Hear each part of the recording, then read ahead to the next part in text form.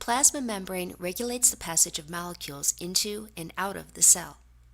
It's capable of carrying out this function because it's selectively permeable, meaning that it allows certain substances to pass while preventing others. Basically, substances enter the cell in one of three ways: passive transport, active transport, or bulk transport. Let's look at each of these in turn. Passive transport is the movement of substances into or out of a cell without the expenditure of energy by the cell. One form of passive transport is diffusion. During diffusion, molecules move across a membrane from an area of high concentration to an area of low concentration. The molecules are therefore said to be moving down a concentration gradient. This continues until equilibrium is reached and the molecules are distributed equally. Another form of passive transport is facilitated diffusion. Facilitated diffusion occurs when an ion or molecule diffuses across a membrane faster than expected, either by way of a specific channel protein or with the assistance of carrier proteins that change shape as they pass through. The diffusion of water across a membrane, or osmosis, is another example of passive transport.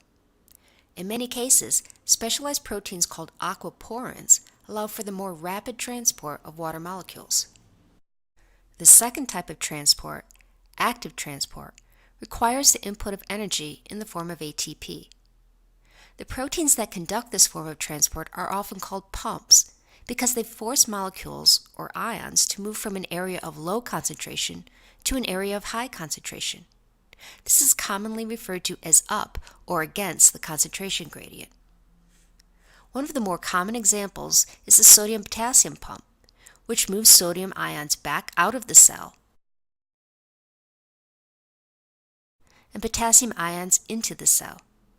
Notice that the sodium-potassium pump undergoes a change in shape that allows it to combine alternately with sodium ions and potassium ions. The third type of transport, bulk transport, is used for molecules that are too large to be moved by transport proteins. Instead, vesicles take them into or out of the cell. During this process, the plasma membrane surrounds and engulfs the particle. This is known as endocytosis. Cells use three basic types of endocytosis, depending on the size and nature of the material to be digested: phagocytosis, pinocytosis, and receptor-mediated endocytosis. If the material taken in is large, such as bacteria or a food particle, the process is called phagocytosis. Pinocytosis occurs when vesicles form around a liquid or very small particles. During receptor-mediated endocytosis, molecules bind to specific receptor proteins embedded in a coated pit within the plasma membrane. When enough molecules accumulate in the coated pit, the pit deepens, seals, and is incorporated into the cell as a vesicle. Exocytosis is the opposite of endocytosis. During exocytosis, membrane-bound vesicles move to the surface of the plasma membrane, fuse with the membrane, and then release their contents to the outside of the cell. To recap, there are three main types of cell transport: passive transport, active transport, and bulk transport. Passive transport is the movement of substances in or out of a cell without the expenditure of energy by the cell. Active transport requires energy in the form of ATP to move molecules against their concentration gradient.